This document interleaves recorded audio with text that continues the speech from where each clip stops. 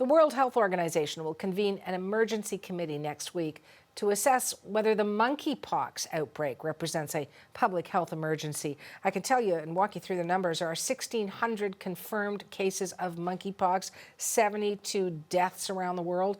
CBC's Hilary Johnstone is on the story. What else is the WHO saying, Hilary?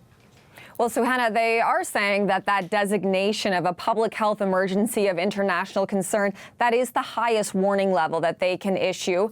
They say that they are going to have this committee, have this meeting next Thursday where they are going to be discussing this. They say because they want to get out in front of this. They want to be able to support countries that are seeing some of these outbreaks, that are seeing cases. They want to be able to contain it. Of course, the COVID-19 pandemic is still ongoing, so want to make sure that they deal with this appropriately and in a timely fashion. You were just giving some of those numbers that we had.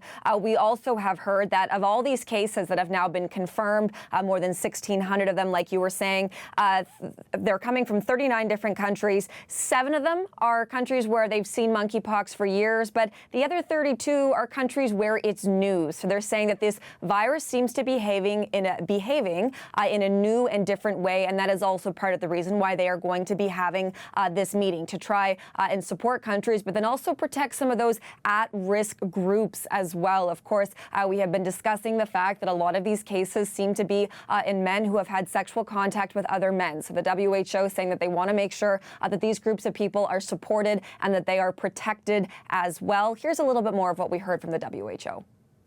The global outbreak of monkeypox is clearly unusual and concerning. It's for that reason that I have decided to convene the emergency committee under the international health regulations next week to assess whether this outbreak represents a public health emergency of international concern.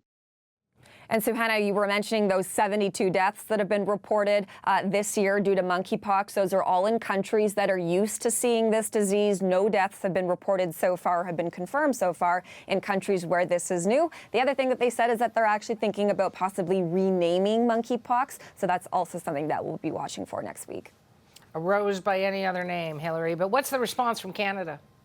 So far, the latest update that we had was just a couple of days ago. So on Friday, we know that there are at least 112 confirmed cases in this country. Most of them are in Quebec. But just yesterday, the Middlesex London Public Health Unit announced a case. That's the first one in that southwestern Ontario region. So what we're hearing from federal public health officials at that level is that, once again, they want to get out in front of this, that we are still dealing with that COVID-19 pandemic, that they want to make sure that testing, contact tracing, supporting those vulnerable groups, that all of that is in place. At this point, they're not recommending sort of mass vaccination campaigns using that smallpox vaccine.